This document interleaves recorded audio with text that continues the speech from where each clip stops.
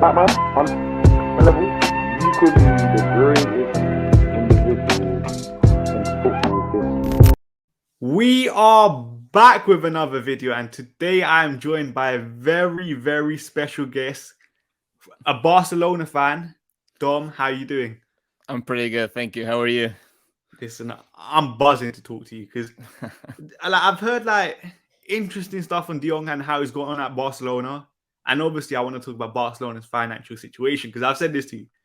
1 minute Barcelona are poor, the next minute they link to Lewandowski, Bernardo Silva, Rafinha, Ruben Neves, and I'm just like, what is happening at the club?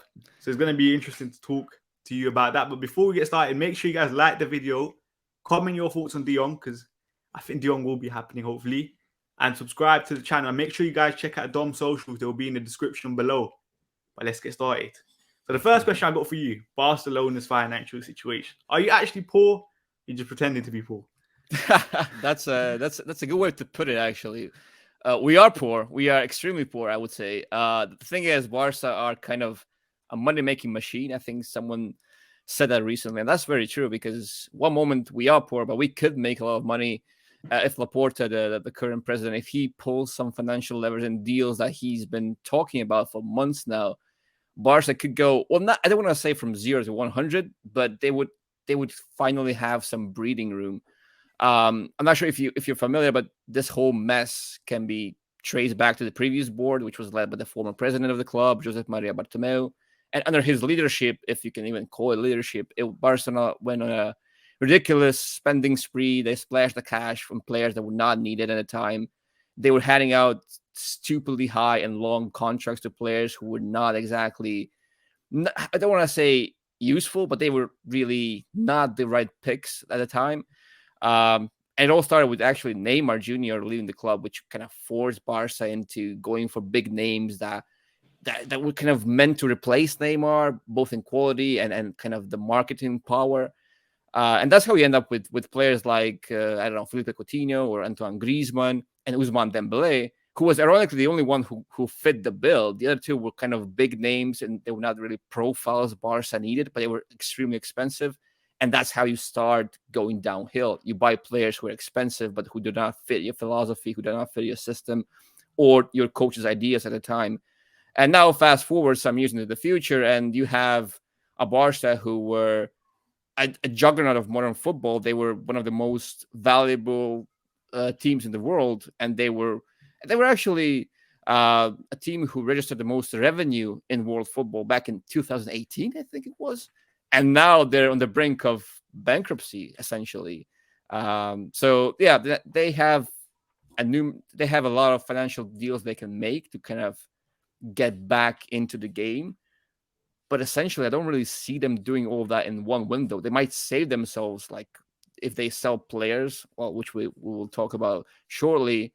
They could get back on their feet, but I don't think they can get back to being what they used to be, like this juggernaut who can spend money as they please in just one window. But we'll see.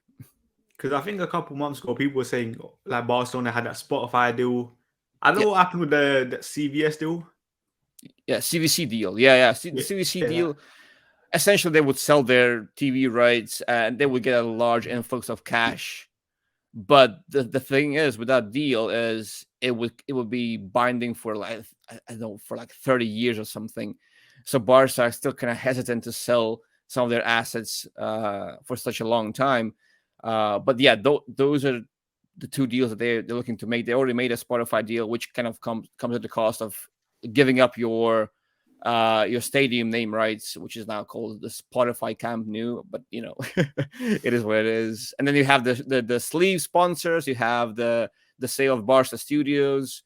There's quite a lot of things they can do. They're looking to do. Of course, you sacrifice some things to get money, but you know the situation is just that dire that they have to do it. So it's like a general consensus among Barcelona fans to like Laporta's not to blame. It's just the previous president that now Laporta's kind of trying to undo the mess. I think generally yes, but the thing with Barca fans is that we are divided on essentially everything that you can be divided on. It's just some believe that Laporta is is doing a fine job, given the circumstances, given what he's been given to work with. Because let's face it, he has inherited a big mess from Bartomeu. But the thing is, some fans believe that he's actually he's a politician at heart. So whatever he says in public, it could be true, but at the same time, he could just be, just trying to mask whatever he's trying to do behind the scenes. So that's what people are concerned about. They feel like he's not really been as truthful as he claims to be, and that's sort of the dilemma we have here. Is he really doing what's best for the club, or is he just saving face? I guess we'll just have to wait and see. But I'm in the camp that believes that he's doing a fine job. I mean, an okay job so far, given the circumstances, which are more than just dire. Talking about Barcelona's financial situation, they might need to sell a certain player that I think a lot of United fans do want in De Jong. Yeah. What do you think about that entire De Jong potentially selling him? How would you feel about that?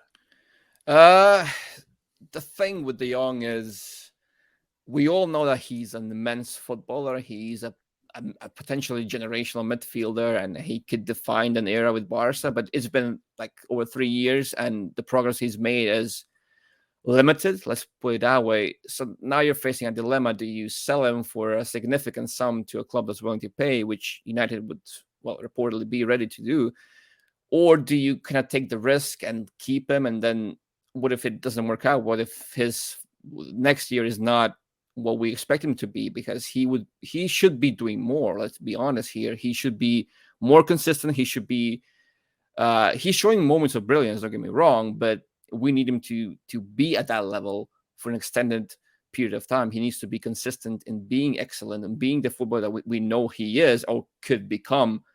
But that's the dilemma, do you cash in now? Do you risk him losing more value, losing another year of his contract, and potentially you being forced to sell him for a much lower fee, which could essentially happen with Ivan Rakitic, for example. He was the year before he was sold, I think it was Paris Saint-Germain who offered like a ridiculous amount, like 80 million euros or something like that. Barca refused to sell, and then next year they were forced to sell him back to Sevilla for like peanuts. And that's essentially what could happen here, because De Jong could suddenly lose value and lose another year of his contract. And if he doesn't perform, Barca won't have this negotiating power that they have now. Although the negotiating power they have now is very little as well.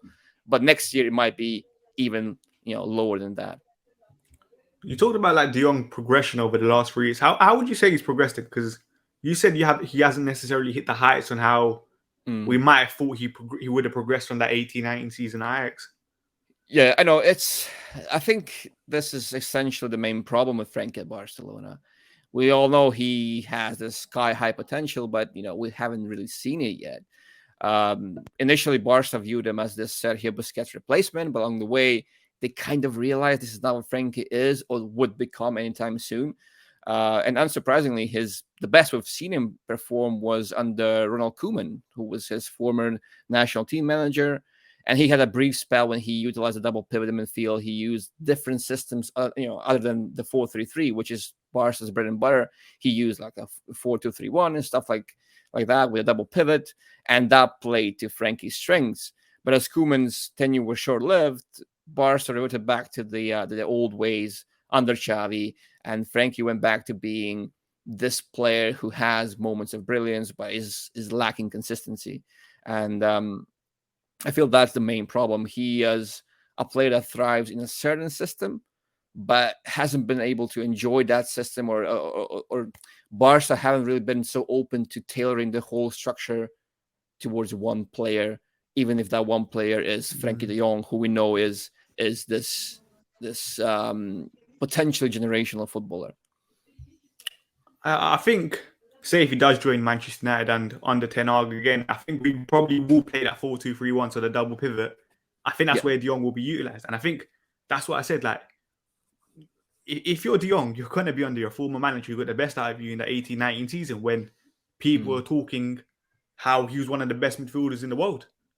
So in my eyes, if I'm De Jong, obviously we don't have Champions League football, but it is a good move for him. What would you say is... Here, go on. Yeah, no, you go ahead. No, you can finish. Well, the thing with the move specifically to Manchester United is it could work out, but if De Jong is the only piece of the jigsaw, the midfield jigsaw you add, he could run into problems because as good as he is in a double pivot, which suits him to a T, he needs specific profiles next to him to get the best of his profile, which is like what I kind of worry about when I think about De Jong and Manchester United, because he's this sort of high end Scott McTominay because he's a roamer. He likes to go forward. He starts deep and finishes high. But if he doesn't have a more defensive partner next to him, he might struggle, which is the same thing that's happening in Barcelona, where he's not really a lone pivot, and in a double pivot, he needs a specific partner next to him. Because the way I look at maybe with the De Jong situation is how we've utilised Paul Pogba. Paul Pogba is a quality player, but if we haven't had the midfield around him, you're not going to see the best out of Paul Pogba. And I said this on another stream the other day. De Jong is one half of the puzzle. Yeah. If you don't get the other half in, it's a pointless signing. Like, don't get me wrong, he improves that midfield, but we're not going to see the best out of De Jong. That's why we need that holding midfielder. I've got another question. What would you say are De Jong's weaknesses in his game? Well, some of the biggest weaknesses I'd say he has are related to his defensive awareness. De Jong is a great offensive tool. He is vertical. He will pierce through defensive lines, but he doesn't have that smell for danger. And while his work rate is excellent, I feel like sometimes he presses like a headless chicken. He just runs and he doesn't really have the sense of space that's behind him or the space that he needs to cover. And this is a huge point for a player that's been touted as this defensive midfielder, a pivot, a pure six, because he's not a pure six. And that's this major thing that he would need to kind of improve upon if he's to be played as a six in a single pivot role. In a double pivot role, you can sort of cover for this if he is the vertical six and you have a horizontal defensive holding midfielder next to him, then that works because that player can then cover for De Jong's runs, for example. And similarly, for a team that kind of a team like Barca that is very possession heavy, he is a good recycler of the ball, but he sometimes dwells too much on the ball because he is the type of player that will you give him the ball and he will take the ball, he will run with it. He loves to have it at his feet, and sometimes you just need him to be a bit quicker with his recycling of the ball because he will not play as many one-touch passes as he maybe should in a team that kind of needs him to speed up the tempo or slow down the tempo according to the team's needs. And he lacks that awareness, I want to say. He likes to have the ball, but sometimes he needs to just get rid of it as quick as he can. I think you see someone like Jorginho, I think he does that very well in terms of recycling play. So you wouldn't necessarily call De Jong a volume passer, would you? Not exactly. He is a great progressor of the ball. There's no doubt about that. But he is not a progressive passer. He's a progressive runner. And there's a big difference because a progressive passer like Busquets, for example, who's a horizontal six who just moves like left to right more so than down and up. De Jong will have the ball or likes to have the ball for prolonged periods of time, whereas a more traditional number six in a possession-heavy team will mostly get rid of the ball quickly, and he will get rid of it through passing, not carrying. So what would you say are De Jong's biggest strengths then that you could add to an offer to United? Well, De Jong is best utilized when he's afforded to the freedom to roam. He's a roamer. That's one way I would call him. He loves to start deep, but he then finishes high, and he will do so by, as I've said, carrying the ball upfield. His straight line running power is something I've not seen in many footballers, at least not in modern times. Perhaps maybe Kevin De Bruyne, but not many others. De Jong he's extremely pressure resistant. He will beat his marker. He will wiggle his way out of pressure. And, there's not much that his markers can do about it. His passing is good. Maybe not as creative or as penetrative as I don't know, a high-end number 8 would provide, but he's still good on the ball. He will not lose it. He's a reliable player to have in possession, but as I said, maybe not the best at circulating play quickly. In the first phase of build-up, he is a progression monster. That's what I would call him. As long as you give him this license to be exactly that, because the verticality he gives you is simply insane, and defenders just cannot stop him when he gets going. But as I've said, that's exactly where his weakness as a pivot is. He can't or doesn't want to be a horizontal six. He needs the freedom to push up as he pleases, and that's where he's at his best. In the pivot, would you say he might? What would you say his perfect partner is? Do you think it's someone like a Jorginho that can sit deep, recycle play, or would you say maybe a bit more of a destroyer in midfield? Maybe like a Wilfred Ndidi, or maybe like a Sangara that would be linked with? I think that both those options would work. He needs a more defensive-minded partner, someone who has that awareness that De Jong lacks. I would even say that if you pair up with someone like Matic, it will work. I think it would be a decent combination. But yeah, a destroyer would be ideal as well, because he just needs someone to clean up the mess behind him once he leaves his position. I think it was Pep who said that number 6 shouldn't really leave his position as often. He should be there, stationed there, and kind of ensuring that line is not crossed and that line remains in control as much as possible. De Jong won't really give you that control. He's not really a tempo setter at his core. He's more someone who will break the lines. He will increase the tempo. He will speed up the game through his running, and he will just he will wreak havoc in the opposition's defensive structure, because when you carry the ball upfield, you kind of force the opposition markers to break their structure and kind of close your space and collapse onto you, which then leaves space open in other areas of the pitch that can be exploited. That's a big strength of his, but he needs someone who will stay deep behind him and just clean up the mess that's potentially on the rise. Yeah. The next thing I wanted to ask is a lot has been made about his relationship with Xavi over the last couple months. Do you think they have a calm relationship, or do you think there's a bit? I mean, ever since his arrival, Xavi has been very clear about De Jong. In almost every press conference, especially as of late when Frankie started to become this regular hot topic, Xavi insisted that De Jong was essentially a crucial part of the new project. And to be honest, I still believe that hasn't changed. De Jong is an immense footballer who, kind of, despite his struggles, was living his dream of playing for FC Barcelona, and that too hasn't changed. I think that he still believes this is exactly where he should be, but his sale is something Xavi is kind of forced to approve of. I mean, not something he would do if the circumstances were not as dire as they are at the moment. I mean, the financial circumstances, or at least I don't think that he would approve of it. So the two are very kind of respectful of each other, I would say. And also think that De Jong has and would still continue to benefit from having someone like Xavi as his coach. But whether that will continue or not, I don't know. It remains to be seen. I think that's interesting with his relationship with Xavi. How would you think then? Do you think he gets into Barcelona's best midfield three? Because I've heard some Barcelona fans say, nah, they prefer Pedro or Gavi ahead of him. I mean, Pedri and Busquets are definitely ahead of him.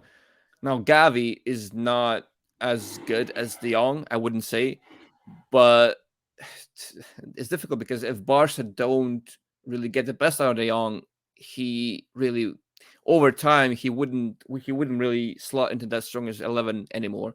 At the moment, I still think when he's performing at his best and when the system kind of favors him, he is definitely getting into that starting 11. But over time, if he still doesn't show consistency and if he still performs okay, but not to the best of his abilities, I think that there is a very realistic world in which someone like Gavi just overtakes him. And I feel like that could happen. And that's part of the reason why Barca are considering his sale, because why have this huge asset in your team if he's not going to be performing at his best? And that's where the dilemma comes from. Do you just sell him now when his value is sort of the highest possible? Because if he doesn't perform next season, his value might just go down. And if you do keep him and he performs at his best, then you've made the right decision. But if he doesn't, you're just kind of losing out on potentially 80 million euros or something. Would you say that's a fair price for De Jong? Around that 80 million euro mark? Yes, I feel that he is worth that much, and I feel like Barca shouldn't really sell him for anything that's lower than that. I mean, you see someone like Real Madrid paying 100 million for someone like Tchouaméni, who is admittedly a very, very big talent, but I feel like De Jong should be valued as something that's at least close to that. Barca want to recoup what they invested in him, which was around 75 million, if I'm not wrong, and I feel like they can get that, at least that much. And just lastly, I wanted to talk about Dembele, because Dembele I'm a massive, massive fan of, even though I see Barcelona fans divided, obviously because of his injury record and stuff. What do you think happened with that Dembele situation? Because Manchester United do need a right winger, and I have been pushing. I do want Dembele. I mean that every single team in the world would benefit from having a Dembele in their team. He is just that good. He really is that good. He is one of those rare right-wing profiles that can go both ways. You use both feet. He is insanely creative and has great ball striking. But as you've said, it's been the injuries, and that's one of the main reasons why he hasn't really peaked at Barcelona just yet. We haven't seen the best of Dembele because he hasn't been consistently playing. If you have those niggling injuries every once in a while and injuries that keep you off the pitch for extended periods of time, there is no way they can perform at your best. And once he got that consistency under Xavi, he was finally playing for prolonged periods of time without getting injured. And as soon as that started to happen, you could start seeing his full potential, and his full potential is just insane. I don't think there's a winger in the world that could reliably eclipse Dembele's final output, his ceiling, if you will. The fans have been harsh with him for a reason, because you cannot really demand such high salary and signing on bonuses and whatnot if you're not consistent, and he hasn't been consistent, to be completely fair. Essentially what you're paying for is potential, and there's a limit to what you can give to a player based on his potential. You need to see something concrete from him on the pitch to be able to warrant such high contracts, which Dembele wants a pay that's essentially worthy of a Ballon d'Or winner, and he might become that in the future. But at the moment, I'm not sure he warrants such high wages, and that's where the problem with fans comes from. We know that he could be among the best in the world, and maybe he already is on that path to become that very same thing. But in the past couple of years, he really hasn't been that player that we know that he could become. So something similar to De Jong. You know that the talent is there. You know that the potential is insanely high. It's just that it's the consistency that's the problem. If you just show your moments of brilliance in exactly that, in moments, in drips, it's not enough to warrant some insane wages or consistent starting spots in the team. How do you see Barcelona summer going? Do you think definitely De Jong will leave? I don't just the want to rest say of that. the ingoings and outgoings. Right. Well, I think Barca could be out of the red if they pull some of those deals that I've been talking about just before. But if they want to add like quality reinforcement, I think that a high profile sale is probably needed. Should they do it? I'm not sure. I'm still in the De Jong camp. I still feel like he's a player that could still be what Barca need him to be. But because if they sell De Jong and then try to replace him like for like, they can only downgrade, because De Jong at what he is the best at what he does.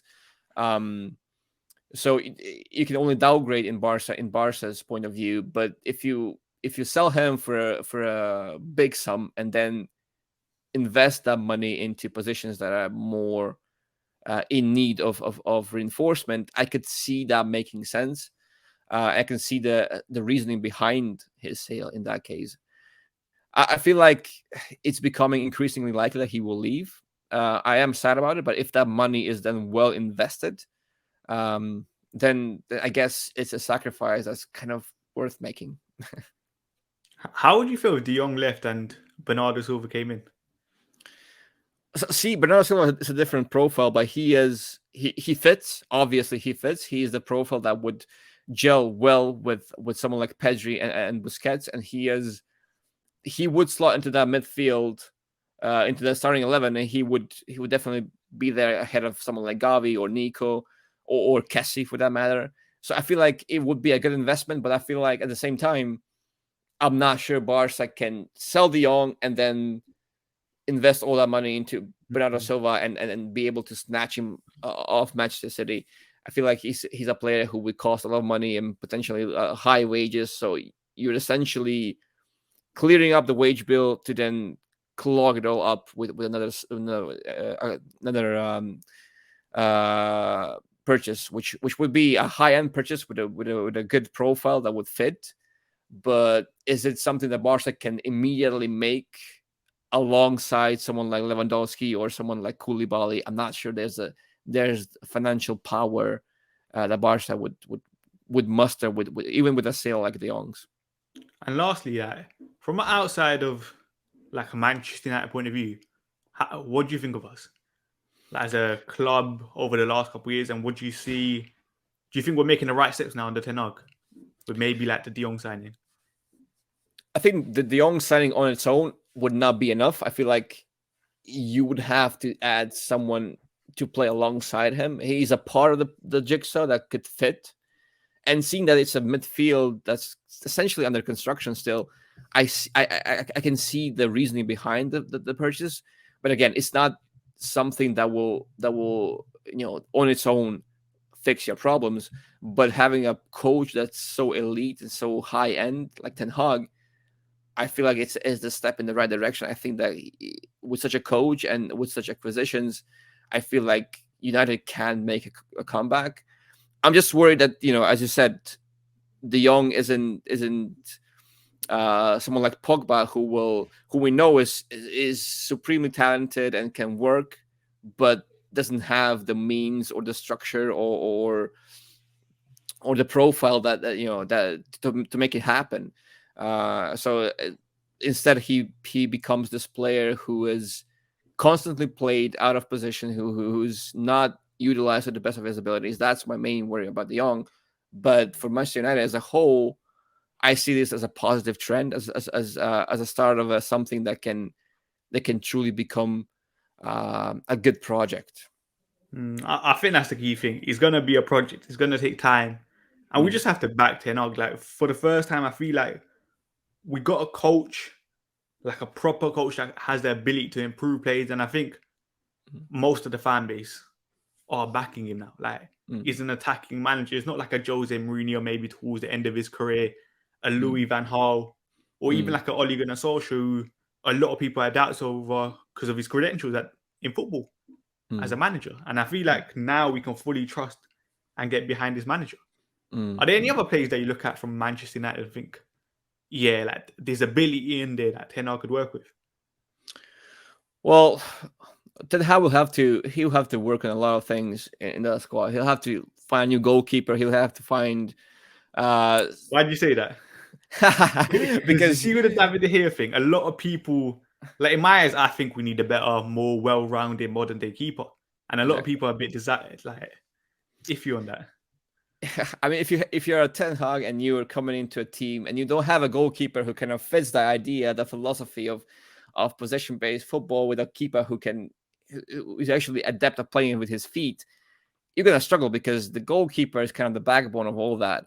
And the next thing is having a pivot, someone who can reliably play in that sort of system, which De Jong isn't really. So that's two major aspects that he needs to kind of iron out to be able to set up his structure, his system in the first place, and then he can tweak and see which players can fit that philosophy and fit that vision that he has of the football that he likes to play. I'm not that well informed of your club as a whole. I'm not familiar with the profiles as such. Just the things that most people are familiar with, I guess. But the keeper is something that I think that he will work on. And just lastly, yeah, like last final question. Yeah. And I want to ask you, do you think there's any chance Messi joins Barcelona in the future? As a player, to return as a player, Yeah. I don't think so. I think that ship has sailed. I mean, he would still come into this team. I still feel like he will be very potent. He will be very. I don't want to say fitting because Xavi loves to play with wide wingers, like proper wingers on his flanks, which Messi isn't, and he's not really the false nine that he used to be.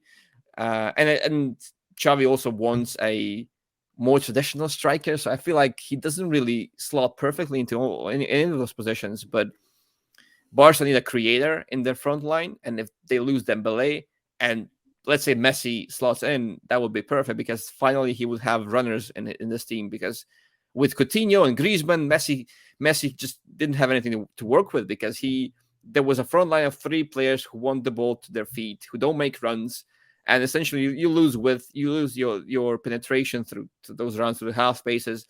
And now in this current team with potentially Ansu Fati and Ferran Torres and Aubameyang or Lewandowski in that front line, you have players that would make those runs, the players that would be a threat in the box, who would benefit from having an elite, if not the best creator in the world still.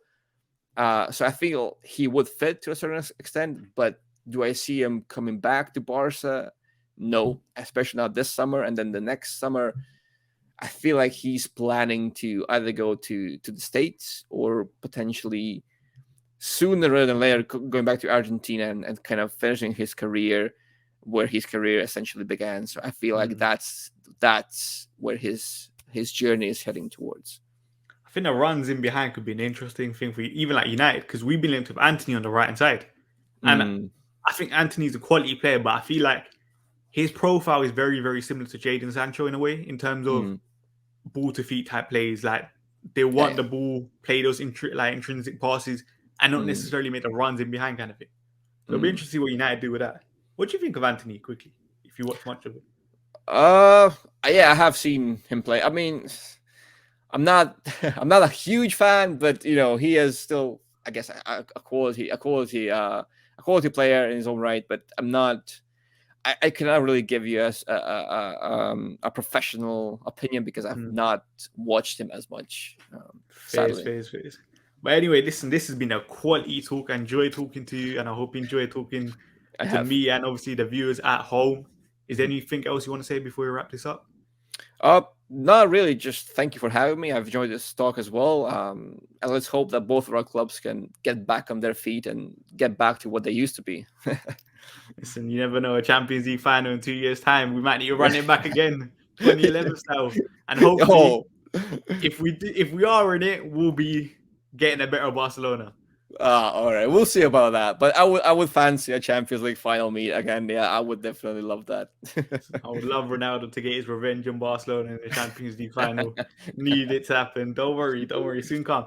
But listen, big up everyone for watching. Make sure you guys like the video, comment your thoughts on this entire video, subscribe to me, and obviously make sure you guys look at the description and follow Dom on all his socials. But anyway, big up everyone for watching. We will be back